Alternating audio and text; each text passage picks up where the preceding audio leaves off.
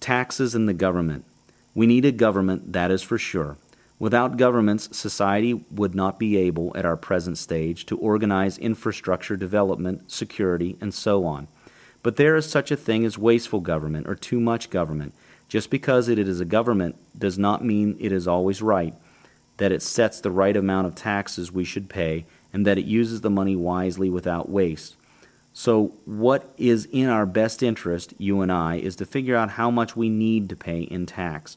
We need to keep government alive and healthy and serving us well without paying too much to a point that we don't have enough to invest and enjoy life, while government has too much and wastes it on activities such as building weapons of mass destruction and the like.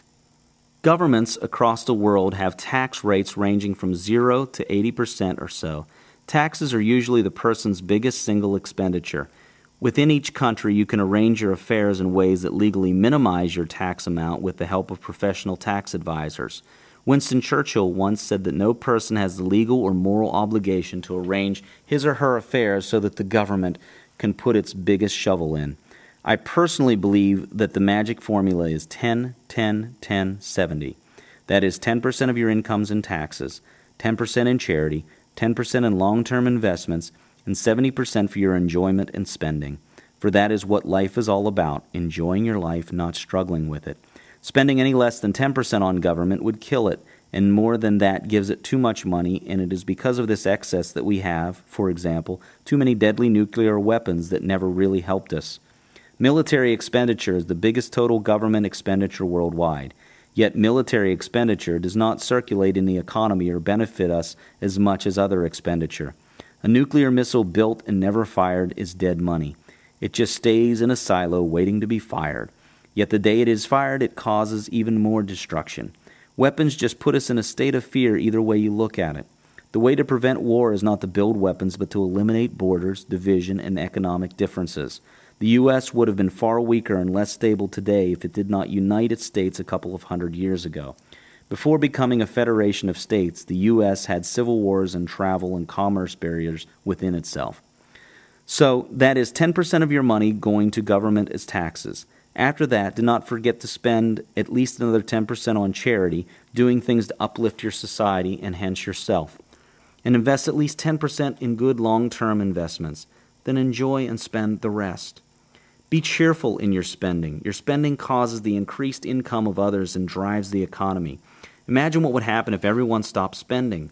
The more we spend, the more energy is exchanged, and the more we all get wealthy.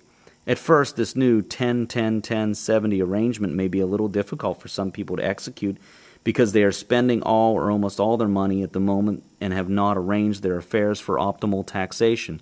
But within a short time, it is easy to change habits to fit into this new format. Knowing the real difference between an asset and a liability is another key to wealth. An asset is anything that creates net wealth or income for you. An asset is anything that puts more money into your pocket than it took out from it. A liability is something that does not do that. A liability is anything that takes money away from your pocket without putting back into your pocket more than it took. By that definition, some of the items that people consider as assets are really liabilities. Homes on mortgage are liabilities. They are the bank's asset. Cars are liabilities. They take more from you in cash than they give back. Wealthy people obviously have more assets than liabilities. That is just obvious. Can you imagine being wealthy when your true liabilities are more than your true assets? The assets grow the wealth for wealthy people. Analyze your life and reclassify everything in it as an asset or liability as we have defined them. Always maintain more assets than liabilities. Otherwise, you will have zero or negative wealth, debts. It is a simple formula.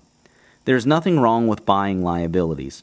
Indeed, many of life's most enjoyable things, such as beautiful homes and boats and cars, are, by our new definition, liabilities. But they make life enjoyable. So go ahead and enjoy, but never let your liabilities, as we have defined them, exceed your assets, as we have defined them.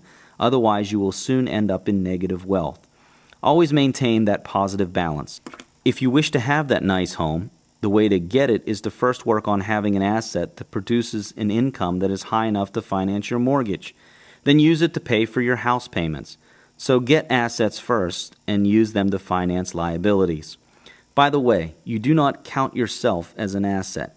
Getting a job to earn money to pay your mortgage is not the way. That is called working for your money, and it is an often unhealthy and dangerously trapping cycle to get into. Your money should always work for you. The money you earn with your mind and hands on your job or work is to be used to acquire investments and assets. These assets and investments then generate income on their own without much further intervention from you to buy the liabilities for you. You do not work for your liabilities. You work for your assets, and your assets work for your liabilities. If at present you do not know how to do that, then get books and advisors who can show you how to do that in your situation. Good assets to acquire or build include stocks, mutual funds, certain types of bank accounts that have high and above inflation interest rates, real estate investment vehicles, bonds, royalty-producing assets, self-maintaining businesses, and so on. Whatever you seek to know, a very good book or person exists that will give you this knowledge. For books, Amazon.com is a great starting point for your search. For other information, a search on Google.com usually gives you what you are after. In this day and age, we lack nothing. In truth, we never did. We just made up the shortages ourselves. Live a luxurious life. Remember, life is images of the mind expressed. Keep improving yourself and your environment and surroundings with luxury and beautiful nature. It is from what is around you that many of your mental images are formed, and you therefore should have a good source of mental imagery. Luxury and a healthy environment and nature breed more wealth by breeding higher images of the mind. Live in as much luxury as you feel comfortable and happy with. Take care of Mother Nature, the goose that lays the golden eggs. Do not pollute or destroy the environment.